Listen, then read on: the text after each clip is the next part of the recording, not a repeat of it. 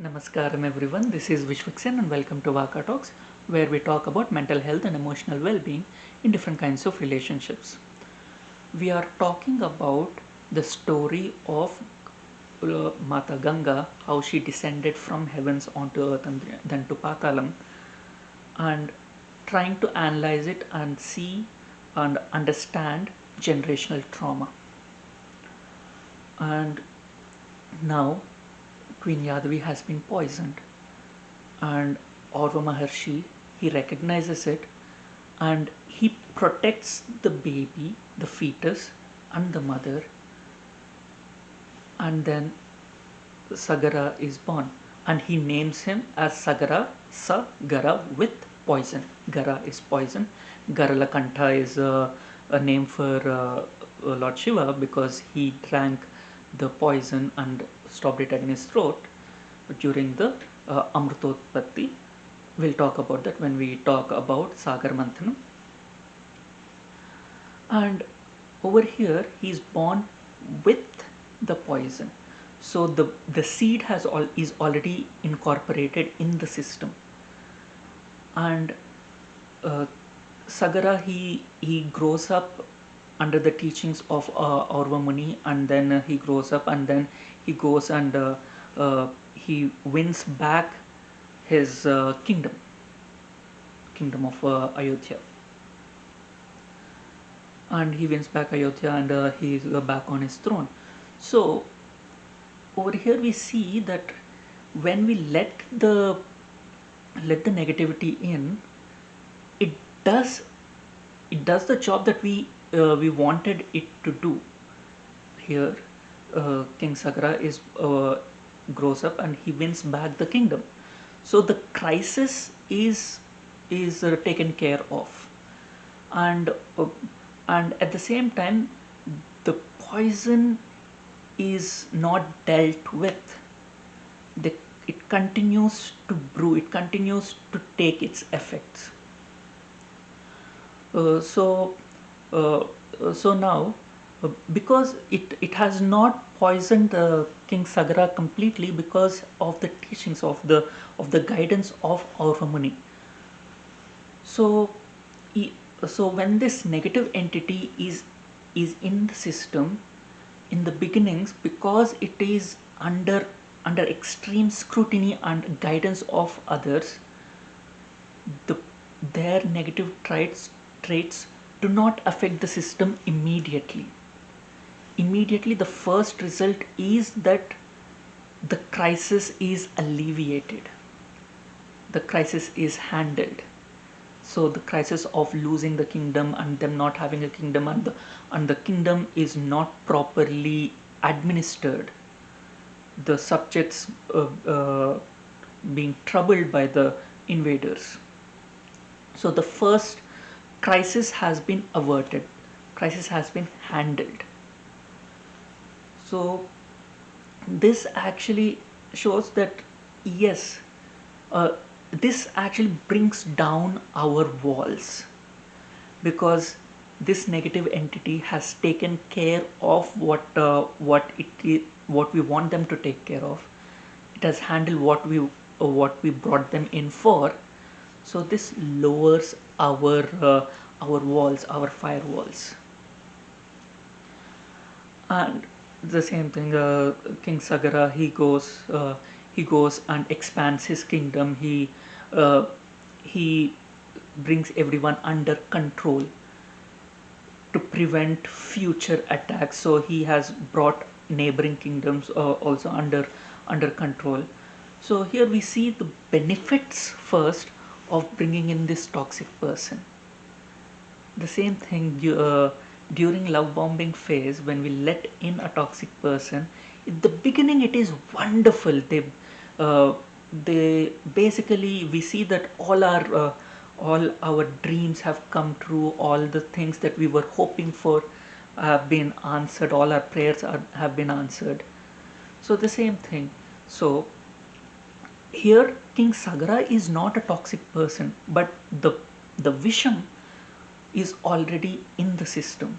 The poison that has been fed to King Yadavi is already in the system, and it does not show its effects immediately. It takes time. So the generational trauma also takes time. At the beginning, it looks like it is fine, it looks like it is okay, and slowly it takes time. Slowly, the same example that we were talking about, where women were protected indoors to prevent them from being abducted and exploited.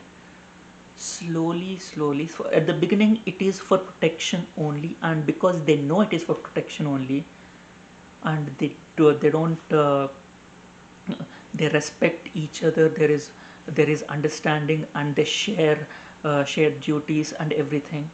They don't look down upon them, and it has done the purpose, it has served the purpose of protecting them from invaders, protecting them from being raped, from being abducted, from being killed, from so a lot of uh, a lot of times this this takes time.